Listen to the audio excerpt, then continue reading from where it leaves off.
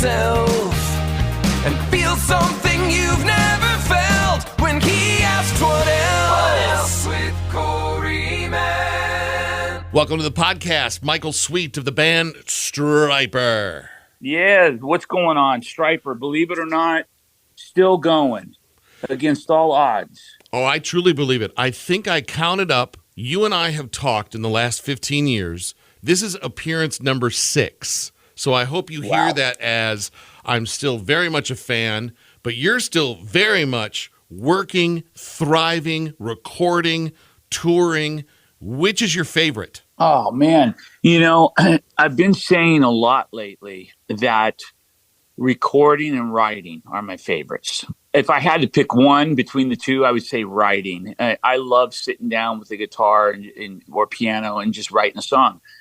And there's just no stress to that. With all the other things, even recording, there's stress that comes with it. Touring, especially, lots of stress.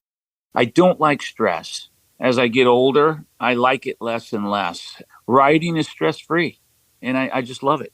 What's your choice of writing, Michael? Are you still pen and paper? Are you laptop? Are you phone, memo? Where do you land these days? Definitely not pen and paper. Old school, definitely. That's how I did it. But now what I do is it always starts with a riff, a guitar riff. You know, I'll pick up my guitar and I'll sit there for 5 minutes and mess around with a few different riff ideas. And once I say, ooh, I like that, I break out my computer and I have a drum program in there called Easy Drummer. And I find a loop that feels good with that riff. And then once that's done, that's about a 10 or 15 minute process. It just snowballs from there. And it's just, the momentum is massive. And within 2-3 hours, there's a complete song musically. And as I'm writing the song and working on the song, I usually am already humming the hook line and the melody for the chorus. And that's usually what, like, when we were kings, when I was writing that song, I was singing that line. That wound up being the title and what the lyrics were based on. A buddy of mine just the other day were talking about great 80s rock bands who figured out the formula that the catchy riff, like you're talking about, the catchy guitar solo, the kind of guitar solo that you can sing along to. Yeah. Does that still resonate with you, like you're talking there with just the riff, but even like when you get to the great guitar solo of a song? 100%. Remember when I was a kid, looking back on, hearing for the first time here in Boston when I was 13 and being drawn instantly to the guitar tone as a young guitar player and saying, whoa, what's that? And then hearing the voice, hearing the melodies, then hearing the harmonies, then hearing the guitar solo, and then the guitar solo harmonies, all those things that kept my attention and drew me in even deeper. Those things are so important. And they call them hooks, whatever you want to call it. I call it ear candy. It's the stuff that keeps the listener interested and keeps them on edge. And it's important. Every little nuance, every little piece of every song, intro, verse, lyric, melody, solos, screams, drum fills, whatever it is, you want to keep them hanging. And I think it's important. And that's why when we go into record an album, we take it very seriously. Every little piece of the pie. I am with For King and Country last night. They're in town, did the whole show, did the backstage. My son and I, we love that band. There's a young gal, and before she met the guy, she goes, oh, man, I hope they do To Hell with the Devil tonight. And I said, well, they probably won't. And she goes, why? I said, well, for starters, not their song. And she goes, what do you mean it's not their song? And I said, are you familiar with Stryper? And she said, no. And I said, it is 2024. And I'm talking to a young woman, and within a matter of seconds, I'm on Spotify, I'm grabbing the original song, and I'm texting it to her, and I said, strap in and get ready. I love that I'm still introducing people to your music. How was your experience working with them with this movie soundtrack? Well, it was amazing. I would have loved to have been in the studio with them. I was not. That would have been incredible. Basically, they reached out to management and wanted to do the song. We approved it, loved the idea and where they were going with it. And then somehow, some way, I don't even recall how, I wound up guesting as a guitar solo on the end of the song on one of the versions. And then it got edited. The main version doesn't have the solo, which I'll tell you right now, I'm just being honest. I think that was a mistake. And the reason why, nothing to do with who's playing the solo. Take me out of the equation. You put anyone in there. That brought something unique to the song, and you can go on YouTube and listen to both versions and you guys can tell me. I just think that brought a little edge, which is a cool thing. Kind of reminded me of like Michael Jackson's Beat It. Imagine not having Eddie solo on there, right? Yeah, that'd be weird. It would be. And I don't know. I felt like that was a mistake. But, look, I'm not one to tell them, who am I to tell them how to market their band and do what they do. But I'm just grateful that they did the song and I was a part of it. We were a part of it. And you know what? Amazing. And the effect we had on their lives as young boys, the Small Bones, is immense. And that's a really cool story, too. Well, the impact you had on my life, I'm still listening to you on a weekly basis. I love that you still record new music. When did you know, Michael, who you were and the sound was dialed into where you had it in your head? Well, I mean, I knew as a young musician when I was, and this is going to sound really strange, when I was like 3 years old, bopping. My parents used to call it bopping. Whenever a song would come on, I'd start rocking back and forth. I couldn't sit still. And I'd start making up lyrics and melodies when I was a little kid, a little infant. I knew then, subconsciously, my parents, I think, knew as well. And then fast forward to Stryper, once I started writing songs and we were Rock's Regime, eventually changing the name to Stryper, I was writing some of those songs, Loud and Clear, You Know What to Do, Loving You, all those songs, sitting in a corner, honing in on that sound. And I think you hear little bits and pieces of different influences along the way. I was heavily influenced by Boston.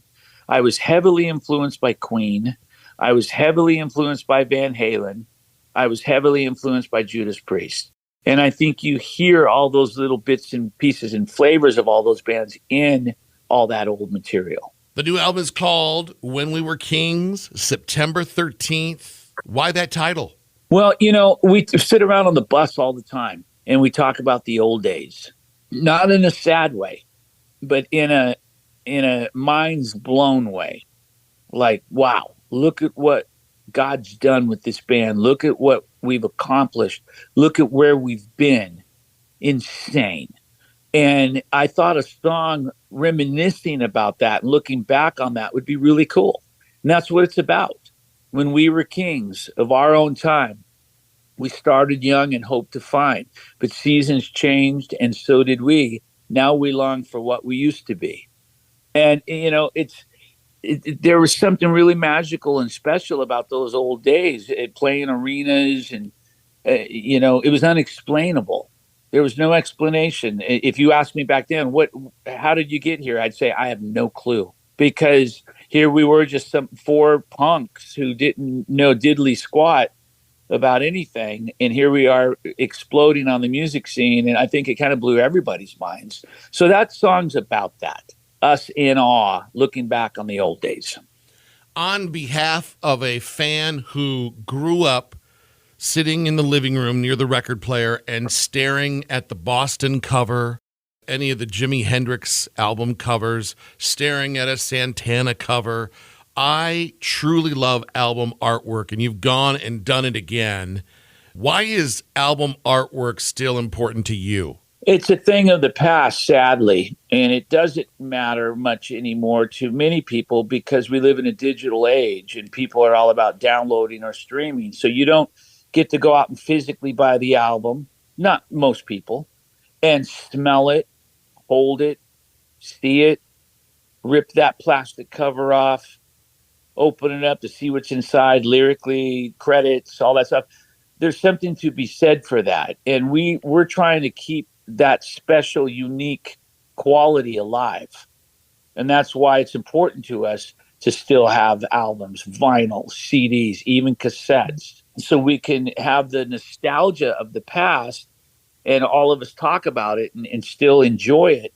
But at the same time, It's just such a cool thing, man. And the artwork itself, it's a work of art. You could frame it and put it on a wall. It's beautiful. The colors, and we're kind of keeping to the series. And people say, why don't you change it up a little bit? And it's like, well, there's a point to that. We like what we're doing, and it's like a book series. Maybe we'll get to a point where that series is done and we'll start a new series, but we're not there yet. When you are Michael Sweet, the normal human being maneuvering a mall or a plaza, and you happen to find yourself in a clothing store and you see something yellow and black, do you eye roll or do you go, well, I better get that for maybe a tour? Yeah, well, here's the thing. Most of the time I eye roll and say, oh, Lord God. But you sometimes, on rare occasion, if it's a really cool yellow and black piece of clothing, I'll buy it. I figure because you buy it because you've got a big 40th anniversary tour, and I'm guessing we'll see some great older style outfits, but you're going to want to do some new stuff too. Oh, yeah, 100%. Man, and if you guys all came to my house, I'd take you downstairs, which is where I have all the Stryper clothes, and that's all yellow and black. And I'll take you upstairs to my closet, and you will find not one piece of yellow in my closet. And I'm just being honest. I don't ever wear yellow on a daily basis, only on stage with Stryper. Speaking of downstairs, I'm guessing you've kept a lot of the memorabilia over the years. Can I put you on the spot, Michael? Give me like your top 3 pieces. If I, as a fan, were invited to the house, you're like, hey, I want to show you 3 things. I would say my original Jackson guitar, and a lot of sentimental value with that. I bought it white before we broke at Guitar Center of Santa Ana. It's one of the first 100-run guitars, Randy Rhoads model, Jackson Rhoads. And then it was painted yellow and black by Jackson, by Grover. And I played that on all the early stuff. That's the guitar you see me with. And it was stolen later on in life, and I got it back. Wow. So it really holds a lot of sentimental value. And that guitar, somebody offered me $65,000 for it, and I turned it down. It's very valuable in many ways. So that would be number 1. Number 2 would probably be the original In God We Trust jacket that had all sorts of sequins and really custom made, one like it in the world. It's phenomenal. Still have that. I'd probably pull that out. And then I'd probably pull out, maybe the gold record that was dedicated to Jesus that I have on a wall. And that was important for me too. People thought, why do you want to make up another gold record? It says Jesus on it. That's weird. I'm like, no, it's what I want to do. And it's in the middle of all my gold records, kind of, solidifying the point that without Jesus, I wouldn't be here talking to you. So I'd probably show you those 3 things. While I have access to Michael Sweet, I'd love to throw some things at you and just get updates. Are you okay with that? Absolutely. Oz Fox, how's he doing? Believe it or not, he's doing great. Unless I'm being told something completely different. But when I talk to him, he sounds great. When I see him, he looks great. Everything seems to be going very well for him, and that's amazing. The Stryper documentary. It's moving along in fast motion. And it took us a long time to start because we couldn't find the right director. Over a year. So now we've been working on it for almost a year. And we've got a lot of stuff. We've interviewed a ton of people. We've got a teaser done. And he's interviewing more people. Still has some stuff to get, footage to get for this tour coming up. And by the end of the year, I think we're going to about be there. Then it has to get edited and put together. So I would say next year sometime, you'll be able to see that and see a release of that. And boy, I'll tell you, it is awesome. It's going to be phenomenal. 40th anniversary tour is around the corner, September 21st. You're at the Blue Gate in Shipshewana. I don't want to ask too much about the show, but give us just a hint of what that night might be like. Well, I mean, we're going to have a different fan experience instead of a typical meet and greet where we're going to have people come into the sound check and do some unique, different things. We're doing 2 sets. one classic set, one modern set, from like 2005 on. And with those sets come outfit changes. The first set is going to be a little bit more classic looking outfits and guitars. Second set, more modern looking outfits and guitars. There's no openers.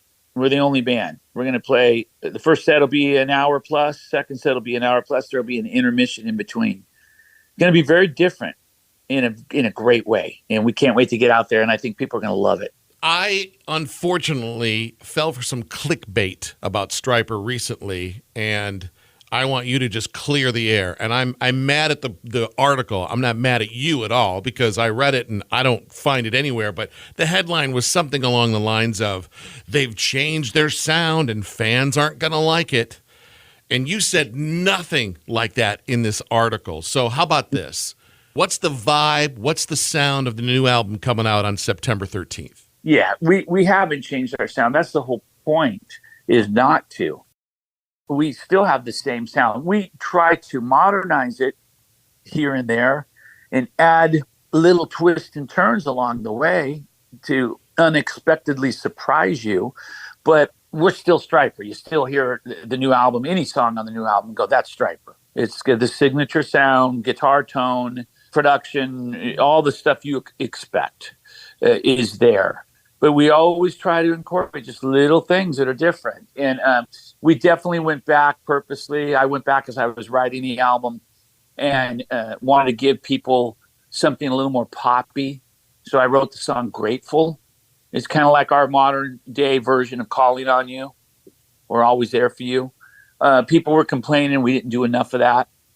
But we've definitely gotten heavier as we've gotten older. And I don't think that's a bad thing. It's not forced. We're not trying to do it. It's just a natural progression. And we're really happy with where we're at as a band. But no, we have not changed our sound other than just trying to still be relevant in 2024 and not sound like 1986. The album comes out September 13th, When We Were Kings.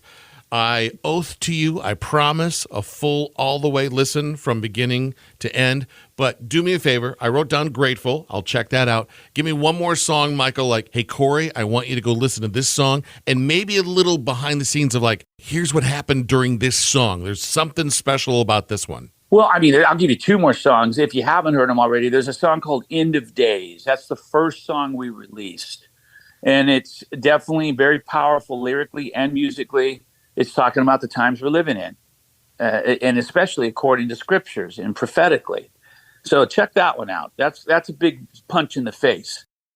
And then another song that came out recently is called Love's Symphony. That is the perfect song that merges classic Stryper with modern Stryper. Ooh. Perfect. It's exactly who we were and who we are.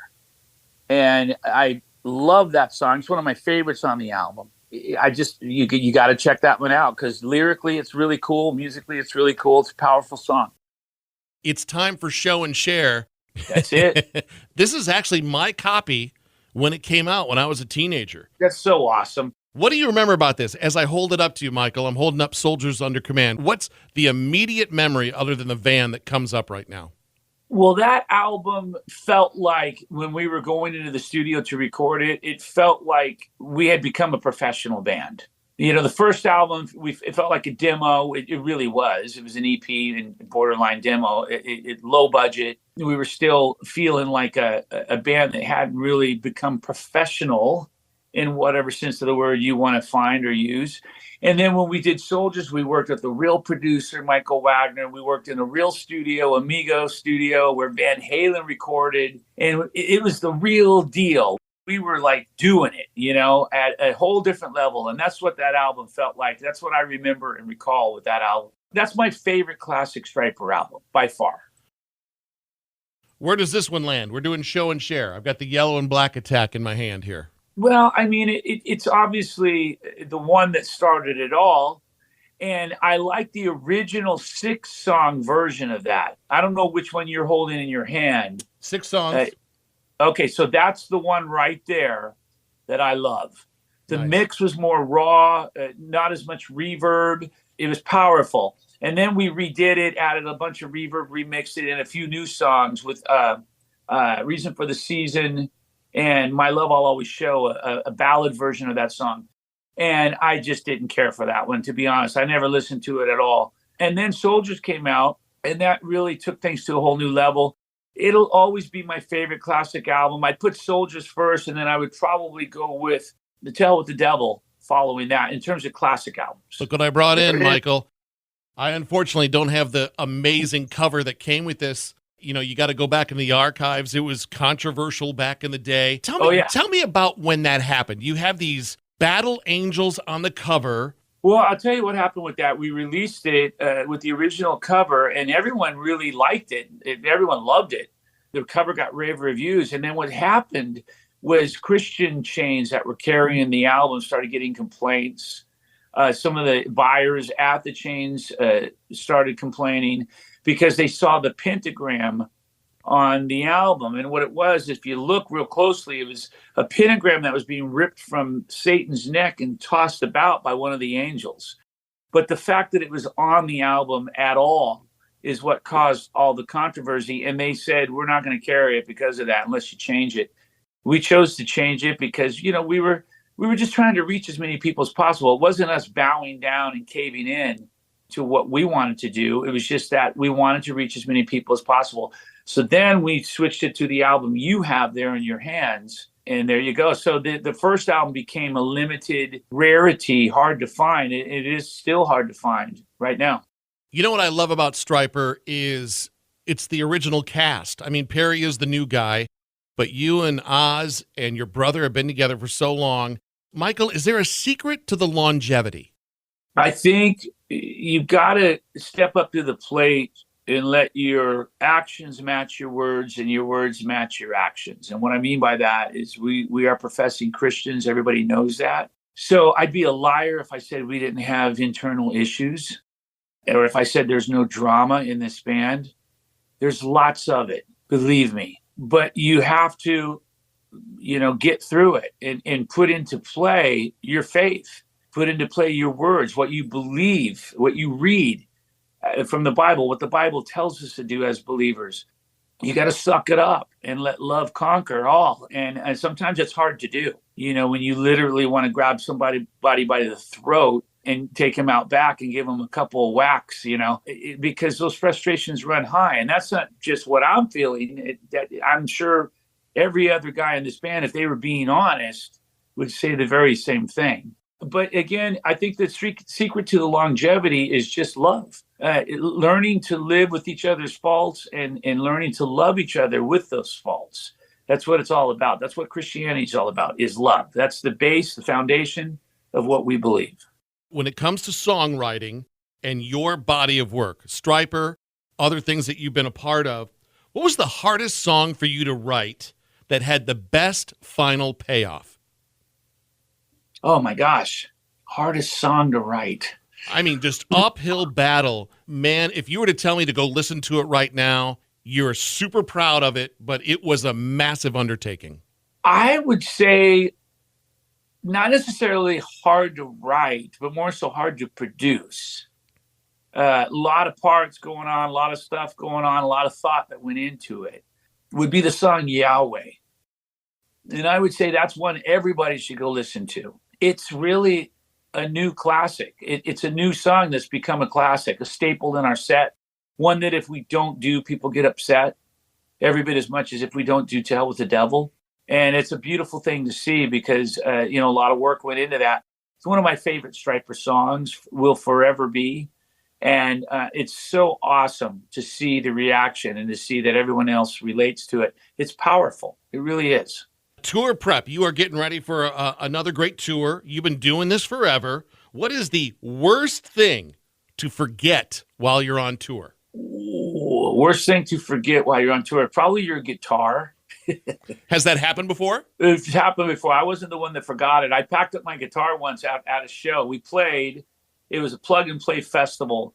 And I put my own guitar away, wiped it down, walked it over to the crew and said, guys, here you go. I'm leaving this with you. I'm going to go get in the van. I'll see you guys soon. Went and got in the van. We're driving to the airport. We get on the plane. We land in the next city to play another show. And I say, where's my guitar? and it was left at the last venue. So that was really interesting and a panic attack moment for sure. Michael Sweet, the band Stryper, find a date near you for this fall, the 40th anniversary at Stryper.com. I love that they've got the album artwork all lined up so you can see the previous records and how it all kind of comes together. Details on the Stryper documentary and all the amazing merch that you must own at least one, in my opinion. Yes. Always grateful to talk to you, my friend. You're so kind with your words and your time, and thank you so much, and we will see you real soon. Hey, buddy, thank you for having me. And Corey, you have a good one, and love to the family. Be safe out there in this crazy world, and I'm looking forward to seeing you soon, man. What Else with Corey Mann, with your host, Corey Mann. Original music and theme song by Chris Cron. Share this episode with a friend, and thanks for listening.